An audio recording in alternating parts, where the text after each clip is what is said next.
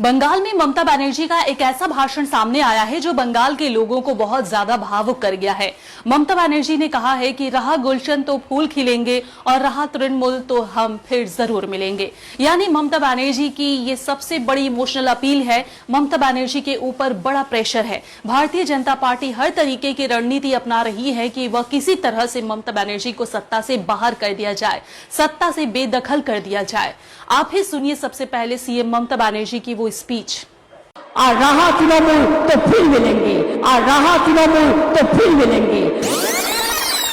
ধন্যবাদ, নমস্কার, জয় হিন্দ, বন্দে মাতরম, খোদা হাফেজ, জয় জহর, ইনশাআল্লাহ, জয় বাংলা, জয় বাংলা, জয় বাংলা।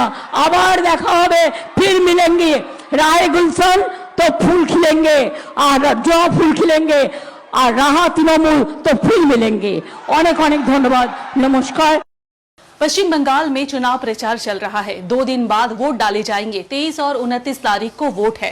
ममता बनर्जी एक मंच पर थी, चुनावी मंच पर थी, रैली चल रही थी और ममता बनर्जी अपने भाषण को खत्म कर रही थी। खत्म करते करते ममता बनर्जी ने एक ऐसी बात बोल दी जिसने वहां मौजूद हर शख्स को तालियां बजाने के लिए भी मजबूर कर दिया और थोड़ा सा इमोशनल भी कर दिया गया। ममता बनर्जी 2011 से लेकर अब तक लगातार पश्चिम बंगाल की मुख्यमंत्री हैं।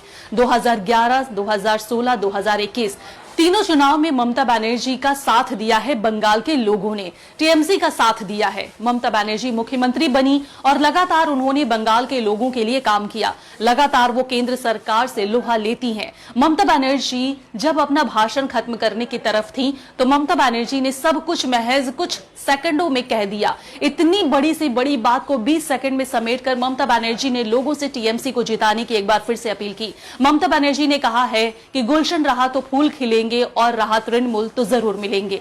वह महिला, वो ममता बनर्जी जिन्होंने आंदोलन करके, चाहे वह नंदीग्राम का आंदोलन हो, चाहे सिंगूर का आंदोलन हो, आंदोलन करके उन्होंने अपनी पहचान बनाई, पश्चिम बंगाल में खुद को स्थापित किया, मजबूत किया और फिर सत्ता में आई। आज उन ममता बनर्जी को बंगाल से हराने की कोशिश चल रही है। उन्होंने जय बांग्ला, इंशाअल्लाह, अल्लाह हाफिज, जय जोहार, वंदे मातरम सारे शब्दों का नारा के साथ कुछ सेकंड में इस्तेमाल करके जनता को किस तरह अपने साथ सीधे कनेक्ट कर लिया। पब्लिक से यह अपील कर दी कि पश्चिम बंगाल में टीएमसी को 23 और 29 अप्रैल को बम्पर वोट देकर जिताने की जिम्मेदारी जनता की है। दोस्तों, इस चुनाव में ममता बनर्जी ने कई बड़े बड़े फैसले लिए। ममता बनर्जी ने 52 महिलाओं को टिकट दिया है, 40 मुस्लिमों को टिकट दिया है, कई सिंह विधायकों को टिकट काट दिए गए हैं, कई सिंह विधायकों की सीटें बदल दी हैं।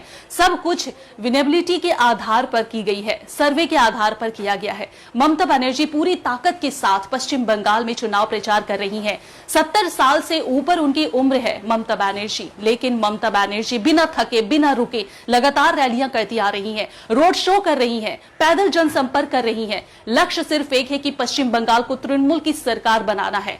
चलिए एक बार फिर से आपको सीएम ममता बनर्जी के उस भाषण को सुनाते हैं, भावुक कर देने वाली स्पीच को सुनाते हैं।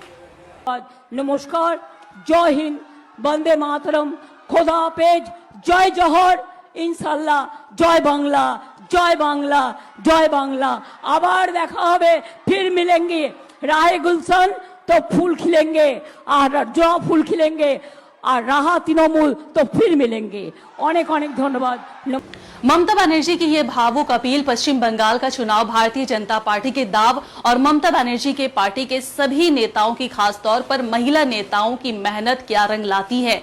ममता बनर्जी चौथी बार पश्चिम बंगाल के मुख्यमंत्री बनती हैं या फिर इस बार पश्चिम बंगाल की जनता का मिजाज कुछ और ही है, ये तो 4 मई को ही पता चल पाएगा। दोस्तों, आप अपनी दीदी को जिताना चाहते हैं या आप भी चाहते हैं, हमारे चैनल की जनता भी क्या चाहती है कि फिर से बदलाव, या फिर चाहती है कि एक बार फिर से चौथी बार पश्चिम बंगाल में दीदी आए? कमेंट बॉक्स में टाइप करके जरूर कहिएगा।